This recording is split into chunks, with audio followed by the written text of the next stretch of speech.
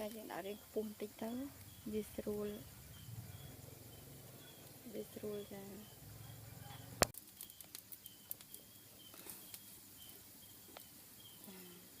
យើងឲ្យភ្លើឲ្យ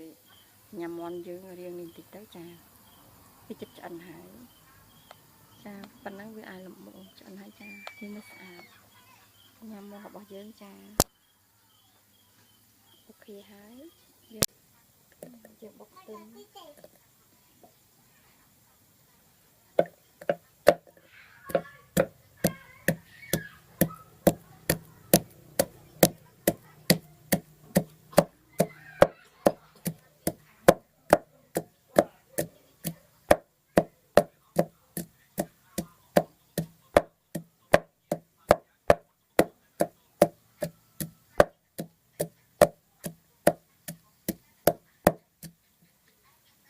បន្ទាប់មកយើងដាក់ម្ទេសតាមចិត្តដែលយើងចង់ទៅចាដាក់ទាំងមិនបាច់ប្រឡេះទេចា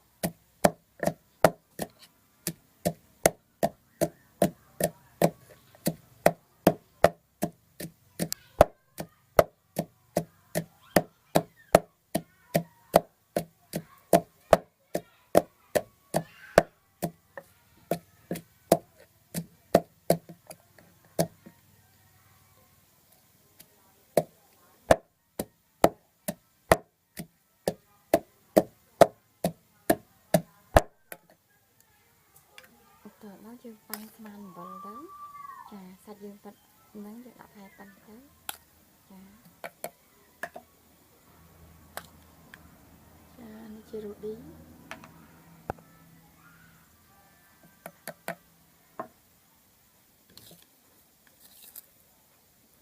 វាចេញហើយប៉ុណ្ណឹងហើយ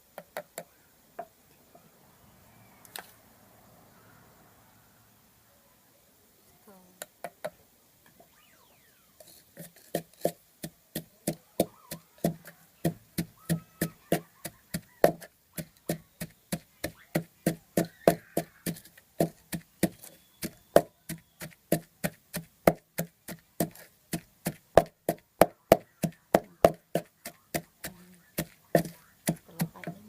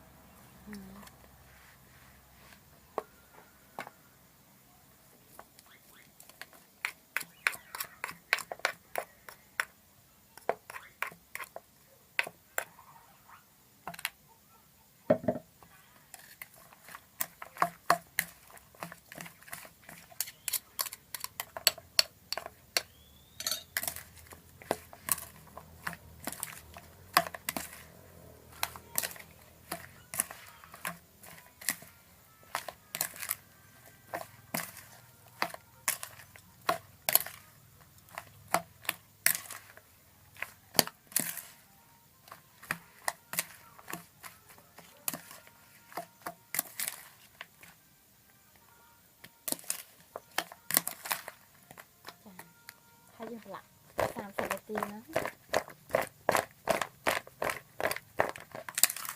យើងកូរវាចូលជាតិទៅស្លាប់វាទុកចោលហើយ30 នាទីយើងយកទៅអាំងទៅហើយចូលជាតិ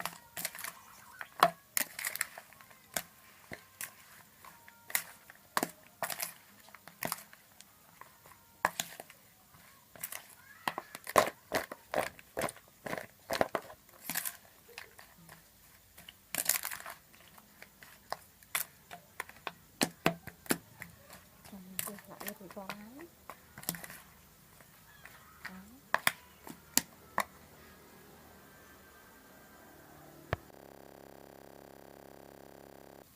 ចានេះជាម្រេចម៉ត់យើង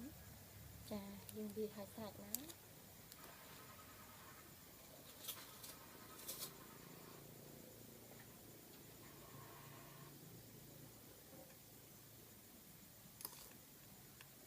ចាយកប៉ាន់នេះជារ៉ូឌីរបស់យើងណា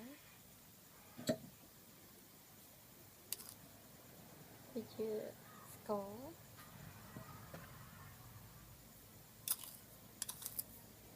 នេះជាប៊ីចេងចានេះជាអំបិលដែលយើងយកតាមទៅទុកបានហើយ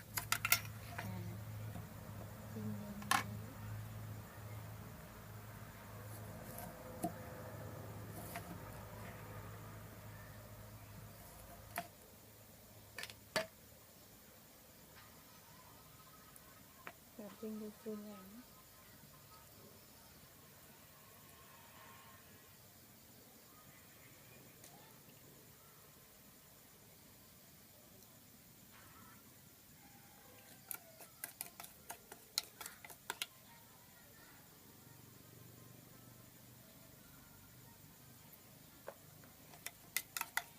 អ្នកខ្លះយើងខ្ជិលបោកទៅយើងធ្វើវិធីនេះលឿនជាងចា